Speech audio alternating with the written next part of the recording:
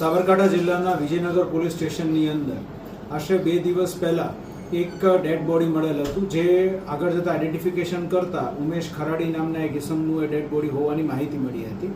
અને એની ઉપરના જે ગળાના નિશાનો હતા, જે ઇન્જરીના એના, તે જોતાં શંકાસ્પદ લાગતું હતું, જેથી પોલીસ દ્વારા તાત્કાલિક આ બનાવની ગંભીરતાને ધ્યાનમાં રાખીને સ્થળ પર ડીવાયએસપી પીઆઈ દ્વારા વિઝિટ કરીને અને ફોરેન્સિક પેનલ પીએમ કરાવવામાં આવ્યું. અને ફોરેન્સિક પેનલ પીએમનો જે રિપોર્ટ આવ્યો તેના આધારે એવું નક્કી થયું કે આ કોઈ વ્યક્તિ દ્વારા આનું ગળું દબાવીને અને ત્યારબાદ ત્યાંથી મારીને અને ઢસડીને આની લાશ જે છે એ બીજી જગ્યાએ ફેરવવામાં આવી છે.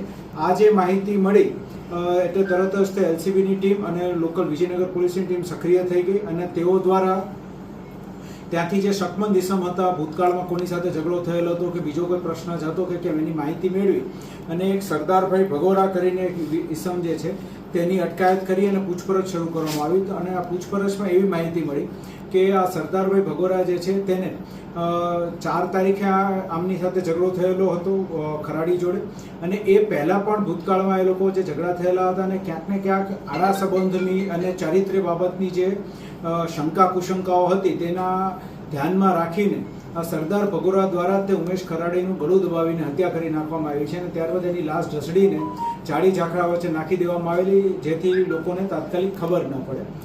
પોલીસ દ્વારા ઉમેશ ખરાડીની હત્યા કરનાર સરદાર ભગોરાની અટકાયત કરવામાં આવી છે. ફોરેન્સિક પીએમ કરવામાં આવ્યું છે. ડોગ દ્વારા પણ પુરાવા એકત્રિત કરવામાં આવ્યા છે. અને તે ઉપરાંત એફએસએલની ટીમ દ્વારા પણ જે કંઈ પણ સૂચના થઈ મુજબ પુરાવા એકત્રિત કરી આ કાયદેસરની કાર્યવાહી હાથ ધરવામાં આવી.